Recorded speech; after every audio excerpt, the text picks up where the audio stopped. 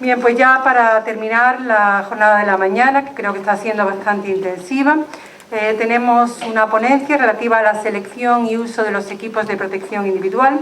La realizará Dolores Jiménez Montero, que es la jefa del Servicio de Higiene Industrial de Garzar, prevención del grupo Preventim, y hoy nos acompaña en representación de la Federación de Servicios de Prevención Ajenos, ASPA.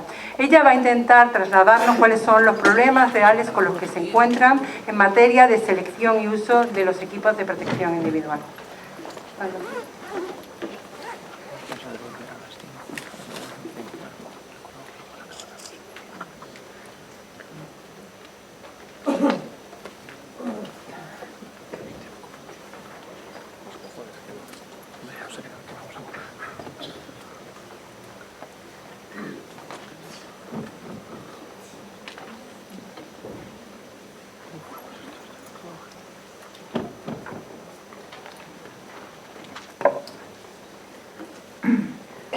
tardes.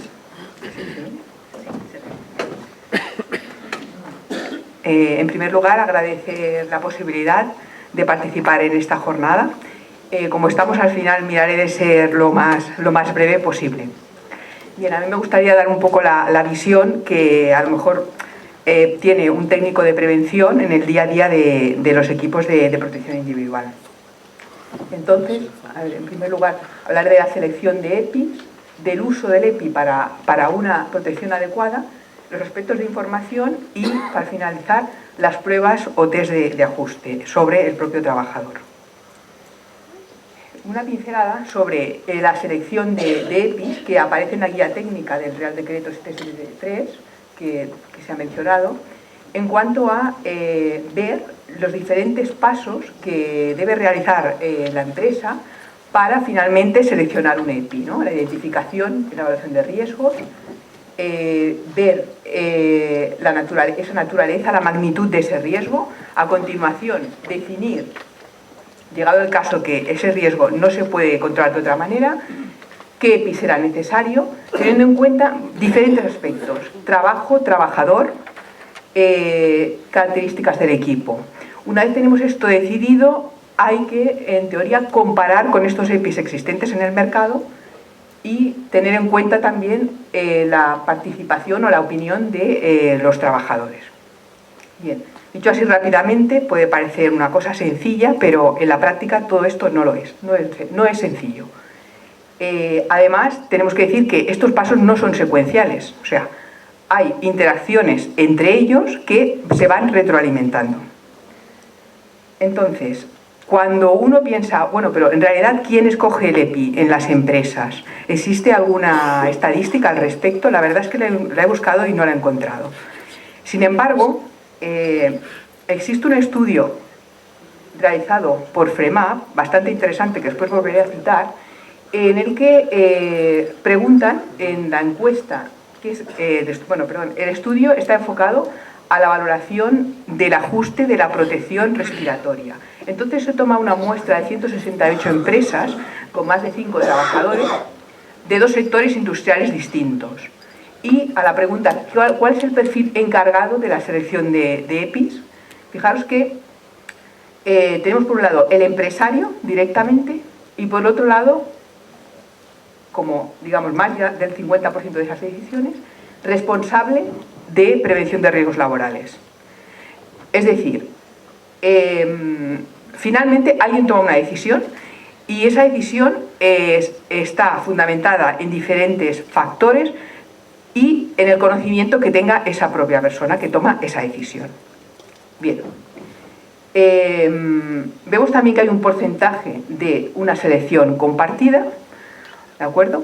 Pero vemos que hay una gran parte en la que esa selección es, bueno, una persona que puede ser un responsable de prevención de riesgos laborales, que no tiene por qué ser, y de hecho muchas veces no lo es, no es un técnico de prevención de riesgos laborales, y que puede tomar esas decisiones consultando o no al servicio de prevención ajeno y sometido también a una serie de presiones que puede ser, pues, bueno, la política de la empresa o el precio. ¿Vale? Entonces, hay que decir que bajo nuestro punto de vista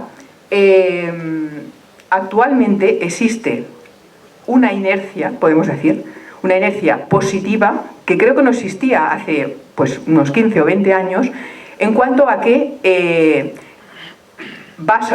visitas empresas de sectores determinados en los que existen EPIs.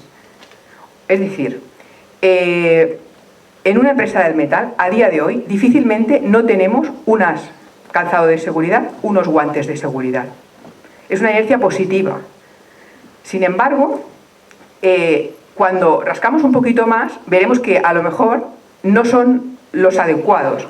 No en cuanto a la certificación técnica, porque difícilmente, y es verdad, yo recuerdo hace 10 años, encontrábamos guantes sin una certificación conforme a N388, sin embargo, actualmente esto ya no pasa, o es muy poco frecuente.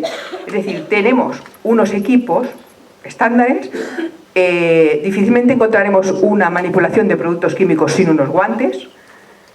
Sin embargo, una vez cumplida la norma, ¿cuál es la clase? ¿Cuál es el nivel de protección de ese equipo? Aquí las cosas ya son diferentes. Bien.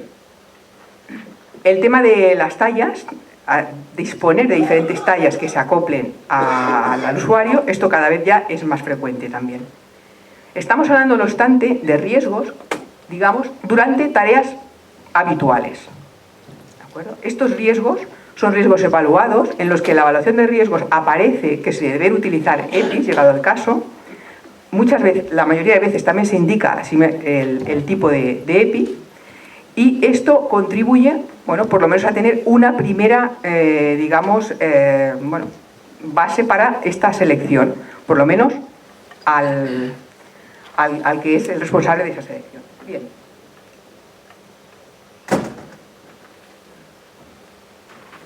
En esta fase, digamos que, ¿qué es lo que frecuentemente se obvia? La interacción con otros EPIs, ¿de acuerdo? Esto es muy habitual. Es decir, tengo que llevar orejeras, pero al mismo tiempo tengo que llevar una pantalla facial, y esto no es posible. Alguien ha adquirido esos equipos y se los ha dado al trabajador. ¿Vale? Recientemente participé en un proceso de evaluación en el que, según el responsable de prevención, lo tienen todo. Los trabajadores lo tienen todo. Después, en un caso concreto, una persona dice, un trabajador concretamente dice, no puedo llevar tapones porque tengo un problema del oído. ¿Cómo? Necesito llevar este tipo de protector, es imposible ponerme las orejeras, por lo tanto no me protejo frente al ruido. Esa es una situación real y que a veces se vive. Por otro lado, el tema del confort a menudo no se tiene en cuenta. ¿Qué quiero decir con esto? Si yo tengo que escoger un equipo de protección individual para horas de uso, en realidad tendría que prestarle una atención mucho más especial que para un equipo que lo voy a usar durante media hora, 10 minutos. Entonces, por ejemplo, en el uso de la protección ocular, el confort, la distorsión visual que pueden ocasionar unas gafas, ¿vale? Es un tema que, bueno, sorprende, pero no se le presta esa atención. Entonces, ¿qué pasa? Pues que durante unas horas, o durante un tiempo, se puede, entre comillas, aguantar este equipo, más no. ¿Hay otras alternativas en el mercado? Sí, seguramente las hay. Pero, bueno, hay que cambiar un poco la política entonces de compra de esta empresa. La adecuación a características personales, ¿vale? Esto también es un punto en el que se falla bastante. Y ya no es tanto por un tema de dejadez, sino muchas veces por desconocimiento. Es decir, dentro de un colectivo de a lo mejor 60 o 70 trabajadores, existen a lo mejor dos trabajadores que tienen un problema con la amplitud del canal auditivo. Este tipo de información ha llegado al responsable PRL. A lo mejor no. No hay unos canales establecidos para este tipo de cuestiones.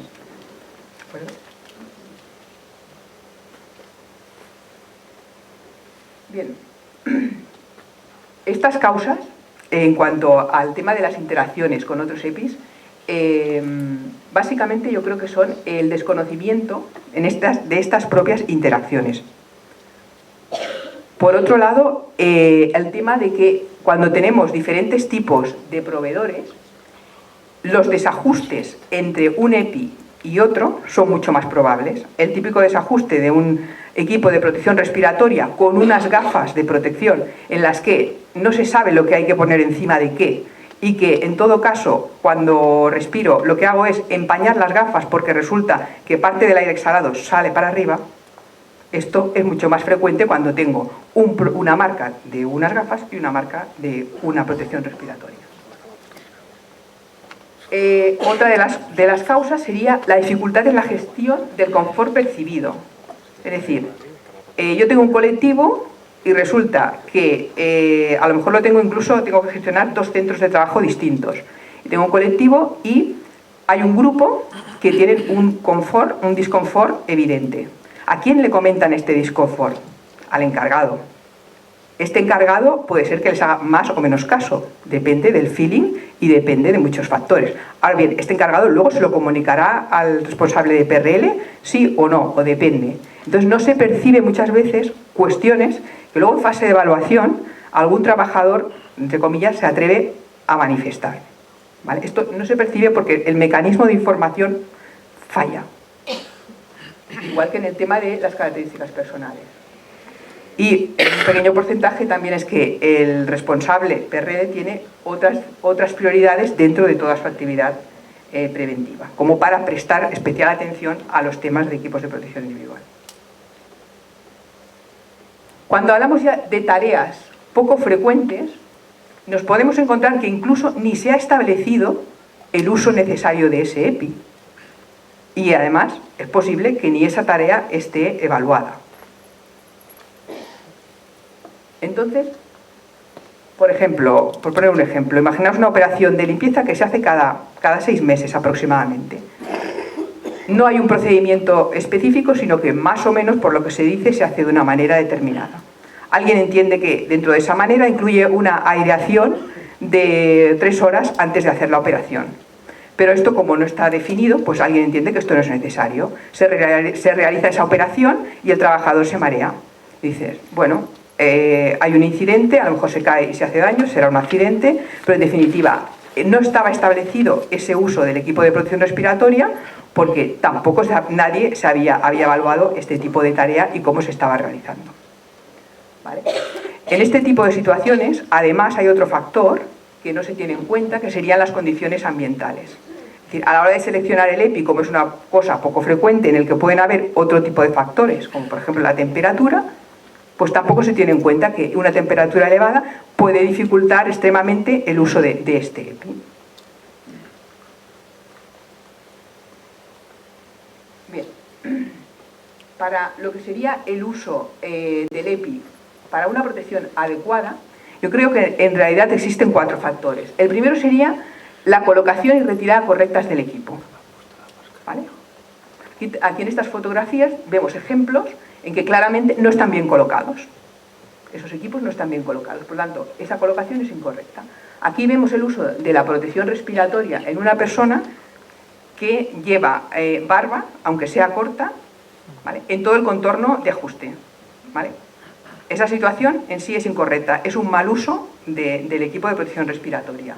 Además, las bandas no están correctamente colocadas, las bandas de sujeción.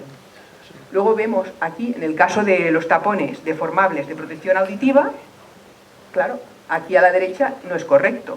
Y esto a menudo se ve, este tipo de usos. ¿Vale? No están sellando correctamente ese canal. Por otro lado, en cuanto al tema de colocación y ajuste, existen EPIs en los que necesitas un procedimiento que al mismo tiempo implica una seguridad, o sea, un nivel de riesgo, por eso necesitas el procedimiento para quitarte o ponerte este equipo de protección individual. Podemos hablar de, por ejemplo, guantes contaminados con agentes biológicos o agentes químicos, en el que depende de cómo tú te quites o básicamente te quites ese guante, puedes perder parte de esa protección para la cual tú estás utilizando ese guante. Esto también es evidente en el caso de los trajes, incluso y con mucho más importancia cuando hablamos de trabajos con amianto. ¿de acuerdo? En los que el propio procedimiento en el que tú debes quitarte un EPI detrás de otro determina el grado de tu exposición finalmente. Otro de los factores sería el tiempo durante el cual debe utilizarse ese equipo de protección individual. En el caso del ruido es una cosa muy clara, es decir, a un nivel de aproximadamente un nivel diario de unos 100 decibelios, nada más que me quite unos minutos la protección auditiva, ¿vale? Conforme un poco a la gráfica, pasaría a estar por encima de los 80 decibelios. Es decir, yo me pongo un equipo de protección individual para mantenerme por debajo de esos 80 decibelios, ahora bien, si me lo quito un ratito, ya no lo he conseguido, ese objetivo. Por lo tanto, el factor tiempo es un factor también determinante para hacer un buen uso de este EPI. Otro factor sería el conocimiento de las limitaciones y la vida útil de estos equipos. Es frecuente encontrar guantes muy degradados y se continúa con ese uso. ¿Por qué? Bueno, pueden haber varias razones. Uno puede pensar, no, es la empresa que no le quiere dar más. No, muchas veces no es así. El guante lo ves bastante deteriorado, bastante sucio, pero ahí sigue en uso. No se conocen esas limitaciones. En el tema de la protección respiratoria, ¿qué nos encontramos a menudo? Pues que los filtros químicos, que tienen una capacidad de absorción determinada, que pueden durar una serie de días o de horas, se utilizan de una forma, es posible que este filtro esté agotado, pero no se ha prestado atención y se continúa utilizando. O bien, acabo de utilizar el equipo y lo dejo en un lugar contaminado, con lo cual, por difusión, estos agentes químicos van consumiendo la capacidad de filtro. ¿De acuerdo? ¿Y esto por qué es? Pues porque realmente no hay un conocimiento de esa vida útil, de las limitaciones del equipo. ¿De acuerdo?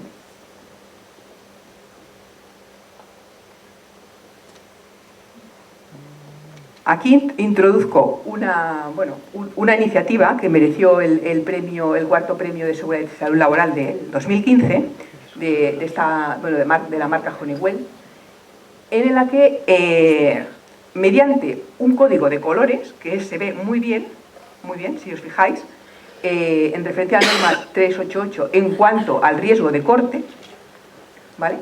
Y se identifica los tres niveles, los tres niveles de protección mediante el color, y eso es fácilmente identificable.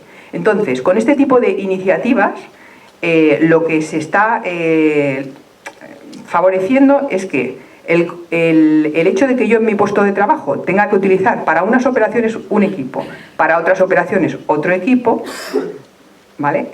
Sea mucho más ágil, mucho más fácil decir cuál es cuál. Es una cosa un poco como dice, de perogrullo, ¿no? Entre comillas, pero la realidad es que la identificación de la clase de protección de los guantes es muy pequeña. O sea, la etiqueta normalmente que podemos observar es muy pequeña y a veces se ensucia y se borra, con lo cual este tipo de iniciativas creo que son bastante interesantes.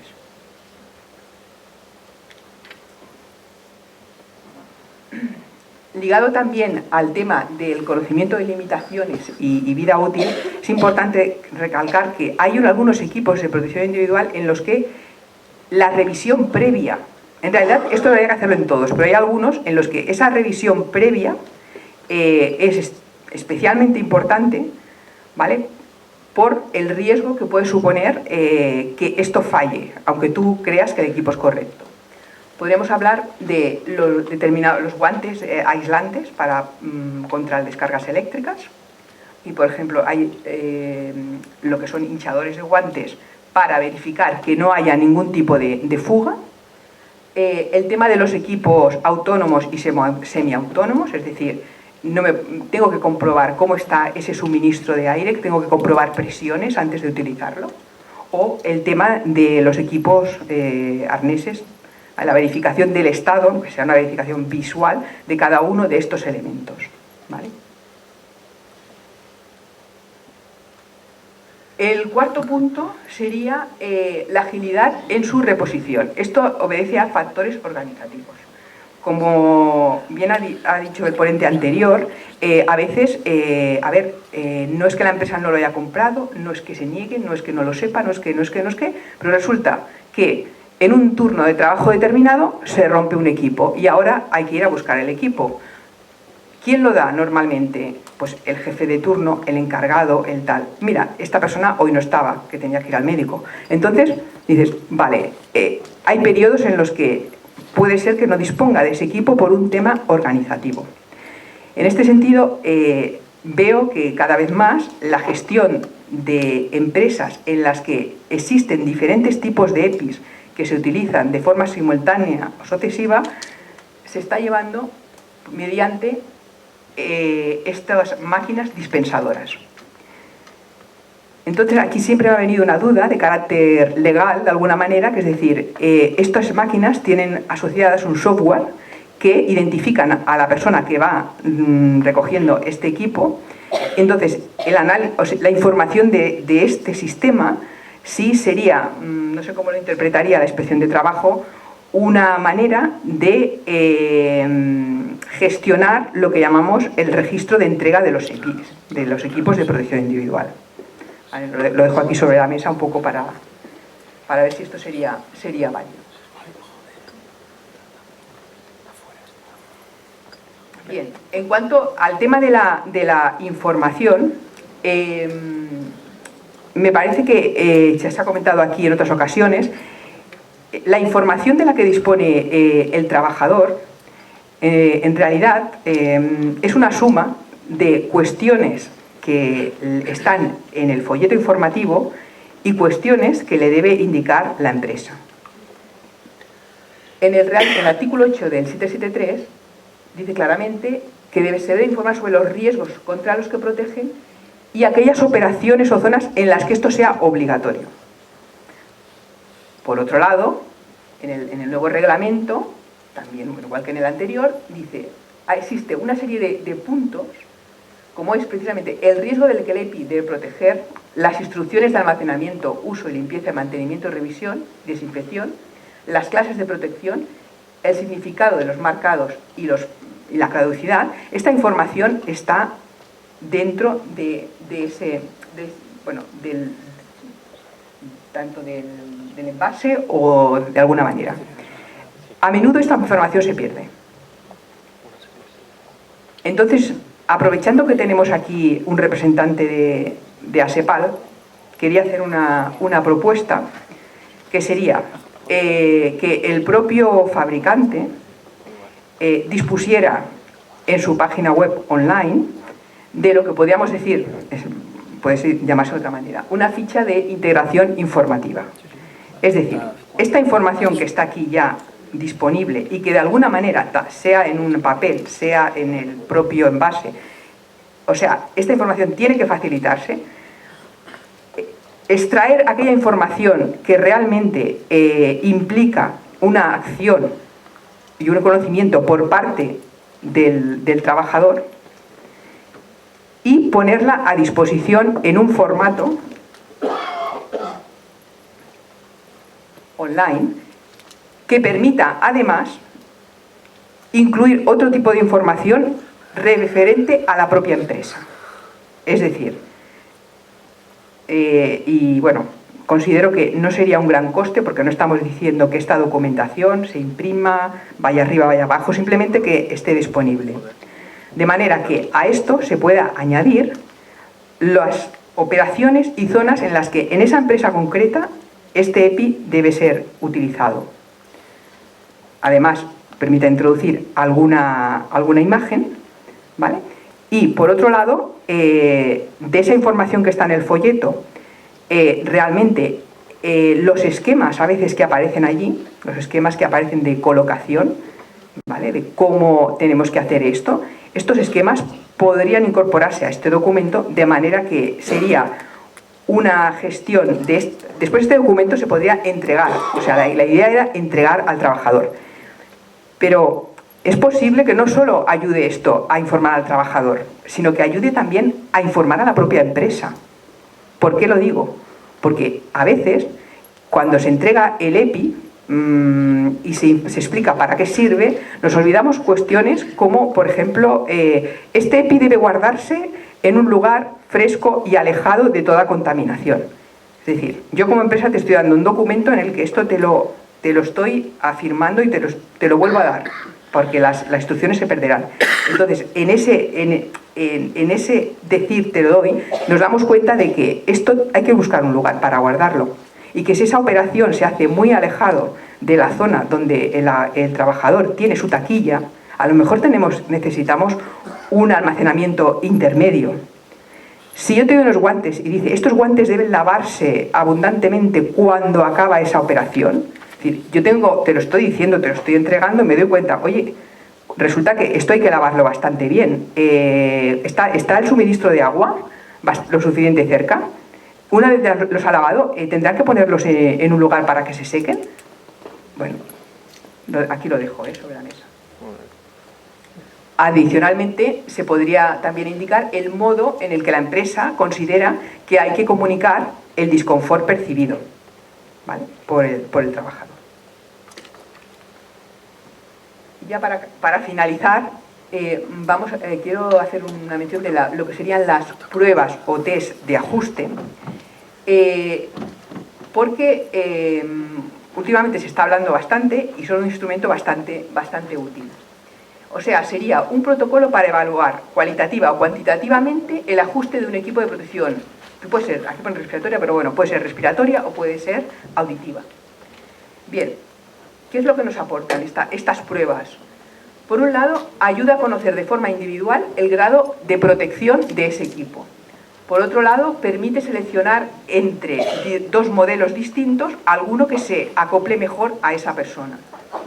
Y por otro lado, facilita la formación en la correcta utilización porque el trabajador comprueba personalmente que según cómo se lo ponga, tiene un ajuste mejor y por lo tanto una mejor protección. ¿De acuerdo? Entonces, ¿qué tenemos que decir en cuanto a los equipos de protección respiratoria? Bueno, el Real Decreto de Agentes Químicos lo dice así, pero bueno, de una manera... Deberá prestarse especial atención al ajuste, no lo acaba de concretar. Tenemos una norma UNE, la 529 del 2006, en el que hace especial mención en un anexo dedicado enteramente a lo que sería la evaluación del ajuste de una pieza facial de ajuste hermético. O sea, y ahí explica diferentes metodologías para llevar a cabo este análisis. ¿Qué tenemos que decir? Que en algunos países actualmente estas pruebas son obligatorias. En Estados Unidos, por ejemplo, tienen un carácter anual y es para todos los usuarios de protección respiratoria obligados, digamos así. En Reino Unido es obligatorio, pero para los trabajadores con exposición a amianto, ¿vale? Y luego hay otros países que también lo están planteando. Entonces, en cuanto a estas pruebas de ajuste, tenemos en el caso de protección respiratoria, las cualitativas, ¿vale? ¿En qué se basan? En utilizar una sustancia con olor o sabor y la capacidad que tiene de detectarla, esa sustancia, cuando lleva puesto la protección respiratoria. Entonces las pruebas tienen una primera fase, que sería una prueba umbral, para ver si esa persona detecta o no la sustancia, y una segunda fase sería una prueba de ajuste, en la que yo realizo una serie de ejercicios y durante esos ejercicios no debo percibir la sustancia. El resultado de un análisis cualitativo es pasa o no pasa, ¿vale? O sea, tienes que realmente pasar todo. Aquí tenemos simplemente el tipo de ejercicios que se hacen, ¿vale? Pues movimiento de la cabeza, respiración profunda, leer, agacharse a tocar los pies, todos estos ejercicios. Entonces, pues... Vale. Por otro lado, tenemos las pruebas cuantitativas. Aquí lo que vamos a hacer es, mediante un sistema que nos permite, pues, un parámetro, normalmente es un conteo de partículas, lo que se hace es, pues, me pongo la protección respiratoria, que está modificada para permitir ver qué cantidad de partículas están entrando, y determino un factor de ajuste, ¿vale? Pero de ajuste de ese protector en esa persona. Bien, resulta interesante el estudio que he mencionado antes, que es un estudio realizado por FREMAP en el 2015, pero que recoge datos de años anteriores, en el que participan 158 empresas, se llegan a hacer 223 pruebas con 63 modelos de mascarillas, y los sectores son fabricación de productos de panadería y pastas alimenticias y corte y tallado de acabado de piedra. Bien, aquí en el estudio se hace un test cuantitativo, ¿vale? Y finalmente estos son los números, que son un poco desalentadores, ¿no? Claro, porque las pruebas no superadas son inferiores a las superadas. Aquí podemos ver la distribución por tipos de mascarilla de protección respiratoria, ¿de acuerdo? Y vemos que realmente el ajuste de estos equipos a los trabajadores no es una cosa baladí, ¿vale? No es una cosa que digas, bueno, aquí tienes el equipo, y aquí se demuestra que si queremos ir un paso más allá en la prevención de exposiciones a químicos, habría que plantearse la realización de estos test. Entre las causas, el estudio indica pues, la ausencia de programas de formación o de contenido insuficiente, y por otro lado la ausencia de formación específica. Comenta, el 53% en el caso de casos no se utiliza y distribuye el folleto informativo, es decir, al trabajador se le da directamente el equipo de protección respiratoria. ¿De acuerdo? En cuanto al tema de las pruebas de protección auditiva, comentar que la norma 458/2016 sobre protección auditiva contempla estas pruebas de ajuste, y recientemente 3M organizó un webinar en relación a uno de sus productos para realizar este tipo de pruebas de ajuste. Este tipo de pruebas de ajuste pues, quizás sean un poco más complejas que las anteriores, tanto en cuanto dependen, o sea, esto es aplicable para unos modelos determinados porque el sistema de micrófonos tiene que acoplarse de una manera determinada, y entonces no es las pruebas cualitativas respiratorias se pueden hacer en una amplia gama de modelos, y en cambio aquí iríamos más centrados a lo mejor a los de la marca. Pero también proporcionan una realidad en cuanto al ajuste tanto del tapón como de la orejera al individuo. Bueno, nada más.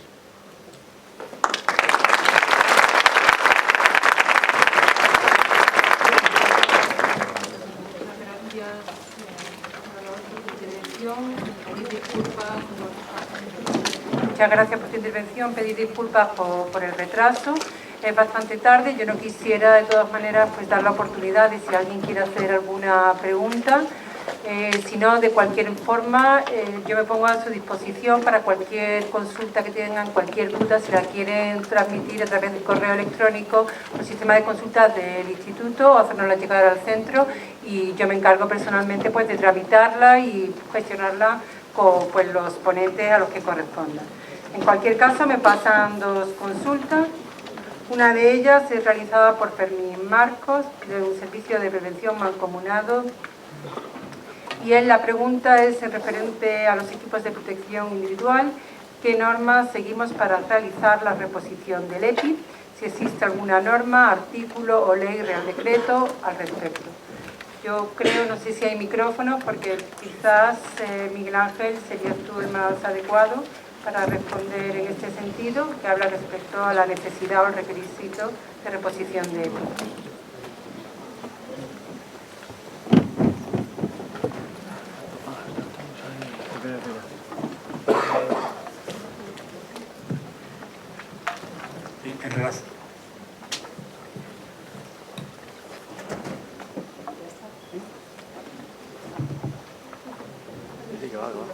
Bueno, en relación a esta cuestión, no hay una norma, nada más que las prescripciones del fabricante en cuanto a la utilización y la vía útil de ese equipo. Una vez que llegue esta predicción establecida por el fabricante, bueno, lógicamente es improcedente seguir utilizando, y se entiende de que no garantiza esa seguridad que el equipo debe tener. En todo caso, hay que ir a los fabricantes, que es el que establece la vida útil de cada equipo de trabajo. Muchas gracias, Miguel Ángel. La otra consulta la realiza Juan Carlos de la Fuente, que es un profesional autónomo. Y la pregunta también va destinada a ti, Miguel Ángel, que lo que dice es que cuando las instrucciones sobre el uso de un EPI pueden resultar farragosas o demasiado extensas, ¿pueden ser sustituidas las instrucciones por otras ofrecidas por el empresario o su representante, o conviene que sean confeccionadas y entregadas por los servicios de prevención? Pues en relación a esta cuestión, sin perjuicio de que las normas de instrucciones son las que ha emitido, sería posible resumir estas normas sin que en ningún caso implique modificación en cuanto a las condiciones de uso y que en ningún caso implique mermas de seguridad. Es decir, que se podría asumir, pero se entiende que este resumen tiene que ser realizado por personas que tengan capacidad técnica necesaria para hacer adecuadamente ese resumen y esa sintetización. Además que yo creo que incluso habría que potenciar ese tipo de actuaciones, sí, para que realmente... Es mucho más eficaz 4 normas claritas que varias hojas en letra pequeñita que nadie tiene intención a priori de leerla. Incluso yo creo que también debe de formar parte del proceso de formación que tiene que cumplir el empresario en relación con sus trabajadores. Formación es formar, o sea, no formar es simplemente dar un papelito de que ha asistido a un curso de formación. Instruir es instruir de verdad. Entonces, esto de alguna forma se solventaría con una aplicación correcta del artículo 18 y 19 de la Ley de Prevención de Riesgos Laborales. De acuerdo. También pregunta esta misma persona en relación a las estadísticas que ha presentado. Le gustaría saber de forma general a quién se le han aplicado las sanciones por las infracciones cometidas con responsabilidad del empleado y no del empresario. Bueno,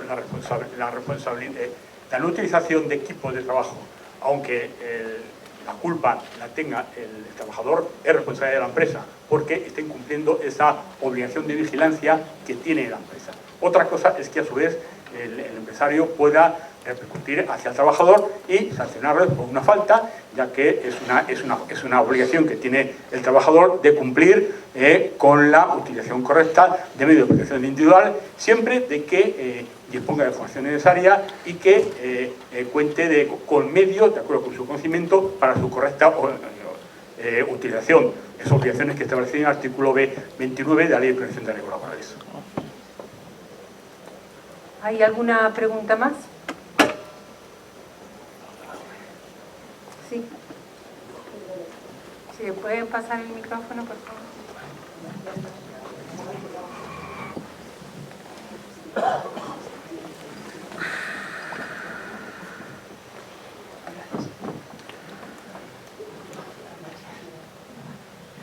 Buenos días. Pertenecemos a una empresa de equipos de protección, mayoritariamente de guantes, y la pregunta que tenemos es que cuando algunas veces tenemos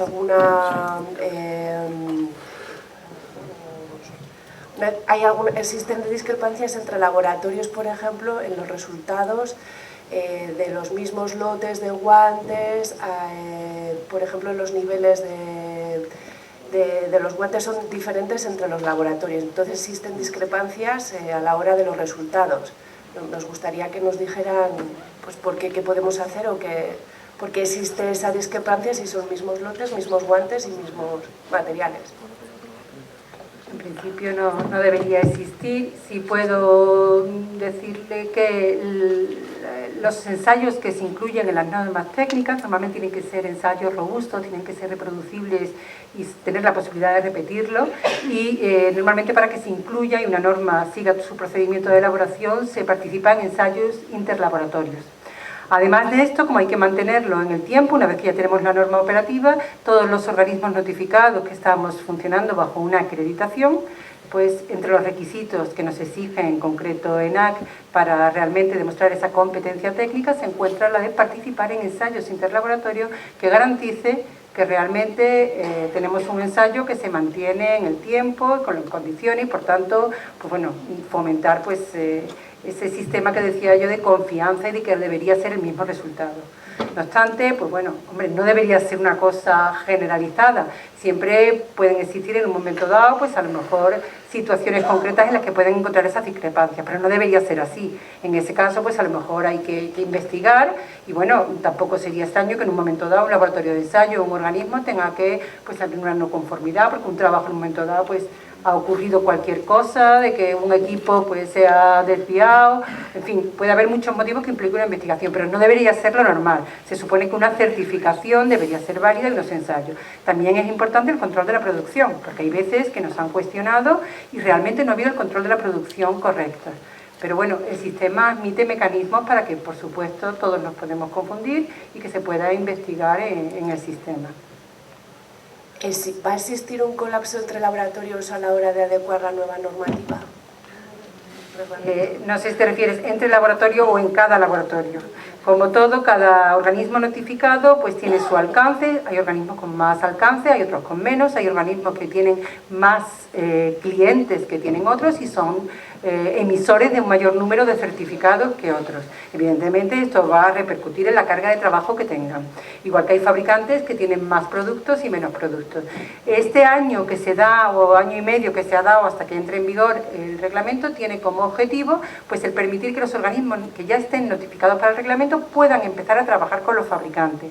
La idea también es que haya mucha parte documental que se pueda hacer a priori y que todo, pues como comentó esta mañana Sara, no tiene por qué ser reensayado si tiene un certificado válido, porque las normas en su gran mayoría se van a armonizar en bloque. Es decir, todo se está intentando hacer para favorecer. No obstante, yo creo que no cabe duda de que va a ser una carga de trabajo, que va a haber, a veces los organismos notificados no van a poder atender la demanda de los fabricantes y bueno, habrá que buscar ahí un consenso. El periodo de transición tiene también que ver con esto, porque también se considera que a lo mejor un fabricante quiere ponerlo de acuerdo al reglamento y no encuentra la respuesta por parte del organismo notificado. Entonces requiere organización, requiere pues trabajar desde ya.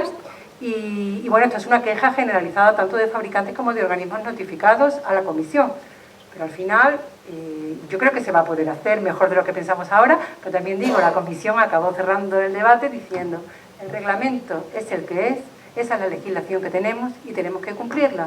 Así que empiecen ustedes a trabajar y dejen de hablar. Lo dijeron así. Muchísimas gracias.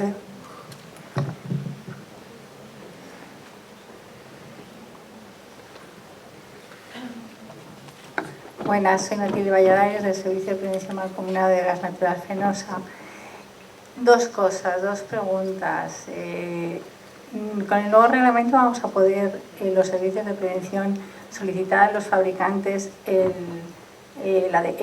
certificado CE de sus productos.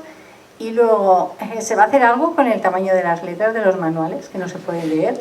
Y que es que la verdad es que ya no es cuestión de que por edad, sino es que ya es imposible, ni la gente joven consigue leerlos. Entonces, a mí me gustaría que alguien nos ayudara a que se nos den las cosas legibles, porque no puede ser, no tiene sentido.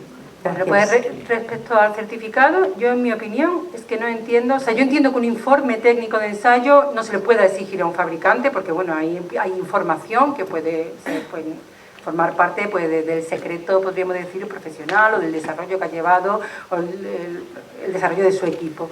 Yo el certificado no veo qué problema tiene un fabricante en suministrar un certificado. Dicen que es propiedad, es que es privado, que es suyo. A mí en lo que son el vestuario técnico que tenemos nos los entregan. Pero es verdad que a mí anteriores confeccionistas me han dicho que me lo dan, pero porque yo lo exijo, pero que en principio es de la empresa.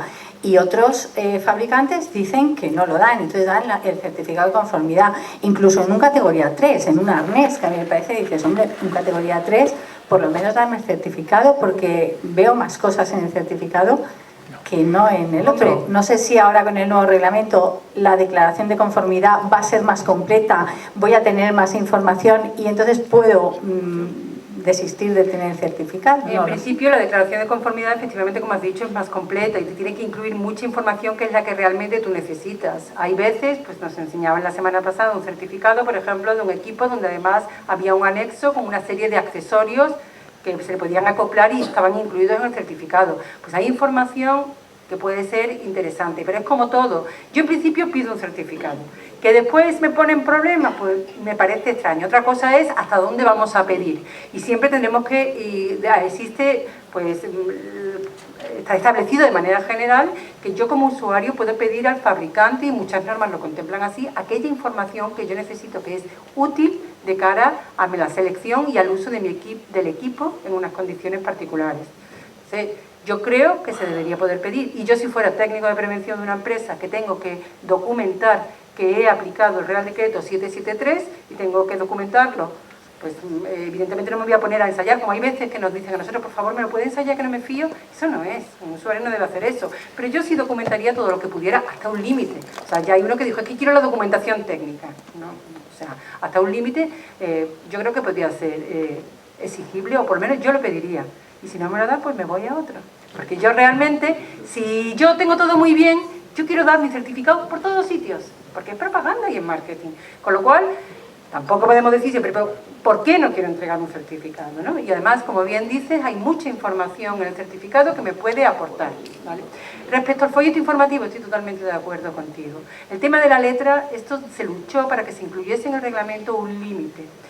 No está incluido. Está en la guía de aplicación de la directiva, existe un tamaño mínimo de letra requerido, y hay folletos informativos que no hay derecho. Y nosotros, pues cuando ya la mayoría, la mayoría. ¿Por qué? Porque además encima resulta que hacen unas sábanas así, donde tengo varios modelos, y la verdad yo entiendo que también es verdad que hay que pensar en ser prácticos y tal, pero uno tiene que ser capaz de encontrar. El otro día me presentaba un ejemplo que aquello era una matriz donde tenía que juntar fila, columna. Ahora llega un momento que tú dices, me da igual, o sea, es que no lo miro, porque igual que, hombre, hay que ser claro, los folletos informativos hay mucha diferencia, esos incumplimientos que se han dicho son una realidad y es muy importante. Yo también hemos tenido hace poco una consulta que al final, bueno, decían, nos han engañado y resulta que mira cómo tenemos las prendas de alta visibilidad, todas destrozadas.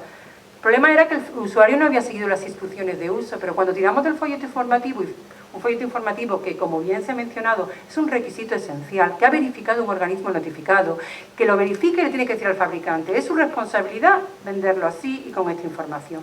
Pues resulta que llamaba la atención las instrucciones de limpieza y lavado que tenemos todos en la camisa de Zara, un librito donde viene la plancha con puntito y lo que representa. Pues cuando yo a estos usuarios les cogí y les dije, pero ¿cómo lavan ustedes y esto? ¿No han visto las instrucciones de uso? Y dicen, uy, qué curioso, esto significa que lo tengo que planchar a esta temperatura, porque aquello eran una serie de símbolos que a ellos no les habían aportado nada. Entonces, es muy importante, y es importante que se pueda entender. Y ahí pues, te doy la razón.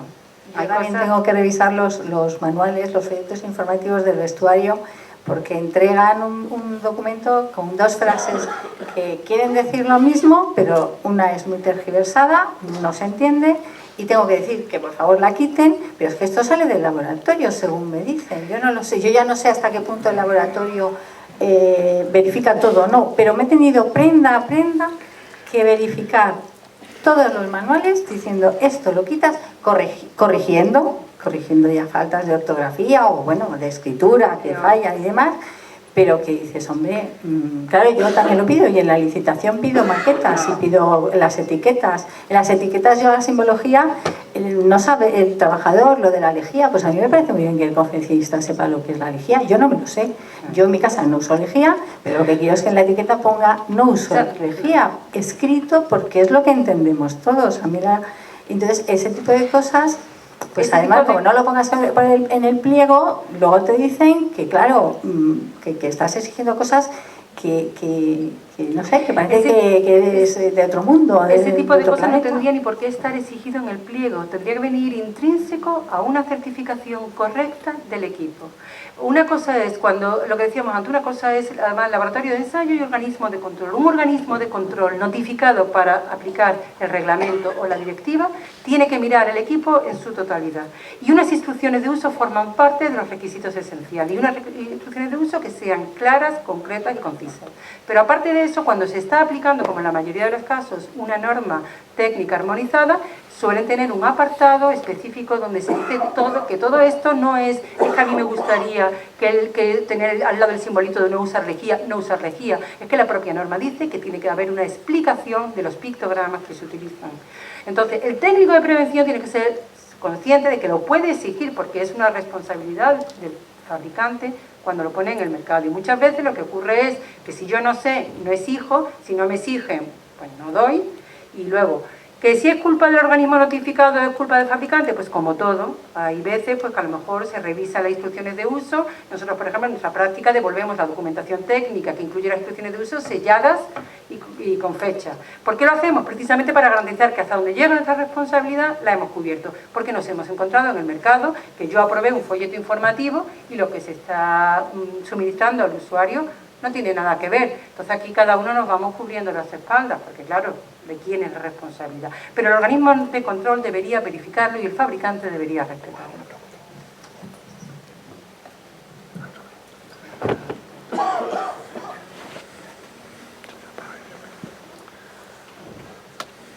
Pilar, buenos días. Bueno, no es una pregunta, ¿es para ti o...? Tú sabes, la comisión ha hecho una valoración del impacto económico que va a tener toda la recertificación de todos los equipos que hay hoy en día en el mercado. Estamos hablando para que un certificado está entre 1.500 euros y unos 6.500 o 6.000 dependiendo del tipo de EPI.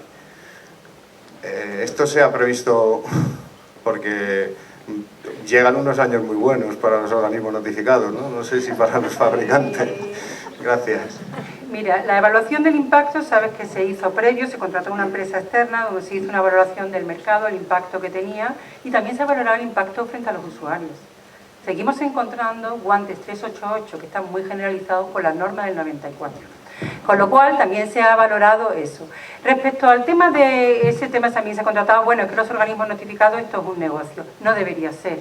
No debería ser, y el espíritu del reglamento también con procedimientos simplificados, es que hay que ser justos y proporcionales. Y lo que hay que revisar, y habrá muchos equipos, como he dicho antes, que será simplemente una adaptación documental. Y el organismo notificado debería actuar de esa manera, siendo proporcional y decir, bueno, pues si resulta que yo para este equipo concreto lo que tengo que hacer es una adaptación de la documentación del folleto informativo porque tengo una norma que ha sido armonizada con el reglamento, hombre, pues ser proporcional y todo no implica una recertificación completa ni ensayar todo de nuevo. Ahora, esa es la teoría.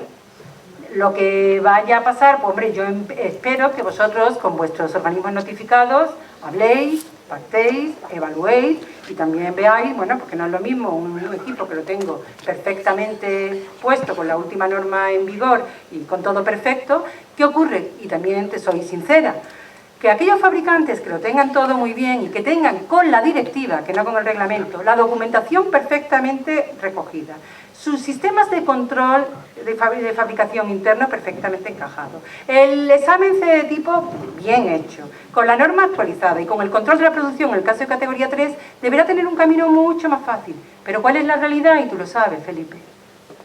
Que si no me pillan, tiro para adelante como puedo. Y que todos también hemos aprendido en este proceso de los 20 años. Y todos hemos aprendido cada vez a hacerlo mejor. Los informes, eso que mencionaba esta mañana Sara, del informe que acompaña al certificado C de tipo, es algo muy importante. Y todos los organismos notificados no lo hacen igual, de detallado. Entonces, es que hay muchas cosas que manejar. Entonces, yo entiendo la preocupación de todo el mundo, ¿no? Porque está ahí. Y, hombre, tendremos que intentar ser justos y ayudar y bueno, poner todo de nuestra parte. Pero hay que ser serios y hay que cumplir con la legislación. Otra cuestión que me has lanzado, que me has recordado, es el tema de la validez de los certificados. Ha pasado así un poco por encima los 5 años. La realidad es que muchos organismos notificados ya certifican con validez de 5 años, pero la realidad también es que hay muchos certificados en la calle del año 1997, como tú bien has comunicado. ¿Cómo se va a convivir? Porque ahí habéis puesto una situación teórica que no es la real, ¿no? La real es que hoy hay certificados del año 97 que son válidos, o jurídicamente son válidos, y el usuario es al final el juez, ¿no? Pero la realidad es que es válido. Hay certificados C con validez 5 años, y posteriormente habrá esos certificados con UE, ¿no? Pero hoy ya hay validez de 5 años, ¿no? Y Ese evidentemente es uno de los problemas que ha tenido la directiva desde su origen, el no tener un límite de validez, aunque eso no quiere decir que en el propio espíritu de la directiva y en el texto decía que era responsabilidad del fabricante mantenerse actualizado y mantener actualizado pues, las prestaciones o las propiedades de su equipo. Entonces, muy bien, esa es la teoría y ahí estaba y todos conocíamos la filosofía.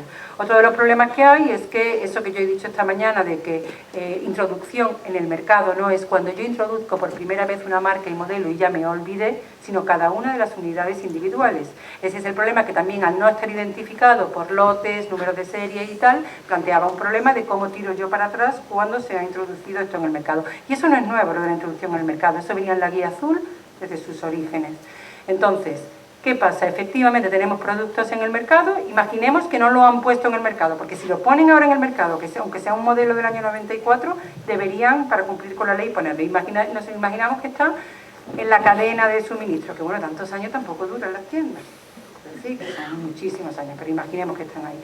Es verdad que el tema del límite de la validez del certificado hubo un tiempo que se decía, es que no se puede, la directiva te impide poner un límite. Y llegó un momento que hubo un acuerdo por parte de los organismos notificados y fue aprobado por la comisión, y así se publicó, en que deberíamos introducir el límite de validez de 5 años. Y los organismos que lo hayan introducido, lo que han hecho es ayudar a que ahora el periodo de transición sea más fácil. Y así lo planteamos y se planteó ante la comisión. Vamos a empezar ya a prepararnos. ¿Qué ocurre? El organismo que no ha querido acogerse a eso, ¿por qué crees tú que lo ha hecho? ¿Porque no estaba convencido de que eso era el futuro que venía? ¿Porque no estaba convencido de que eso era válido? ¿O porque, mira, es un reclamo comercial? Entonces, ¿qué pasa? Que lo que se piensa con ese periodo hasta el año 2023 es que poco a poco vayan desapareciendo todos esos productos porque entre vigilancia del mercado, el demanda de los usuarios, porque en eso nos han insistido muchísimo, que se hagan todo este tipo de jornadas y divulgación y que el usuario sepa que ahora, vale, en principio no tiro mis EPI, pero voy a hacer una revisión. Mira, con todo esto que me han contado, voy a ver si lo pongo, aprovecho el momento para aquí poner todo a punto. Y en el peor de los casos, que se nos haya quedado uno por ahí del año 90, pues llega el 2023 y ahí ya le hemos puesto un límite. O sea que la idea de la comisión es que no lleguen, que en el 2023 haya una limpieza total del mercado de ese tipo de productos, pero ese ha sido un problema que yo creo que lo hemos sufrido todos, organismos notificados, usuarios, autoridades de vigilancia del mercado y que se pretende solucionar con este aspecto de reglamento. Pero bueno, que solución para todo no tenemos y que cada uno que mire la parte que le toca, porque, hombre, yo no digo que sea fácil y es verdad, no sé quién comentaba, se pone aquí todo y parece, venga, mañana ya todo perfecto, pues no. Y luego, y más cosas que no han salido, que son pequeños matices de ajuste que bueno, sobre los que tendremos que hablar y discutir mucho de aquí para adelante.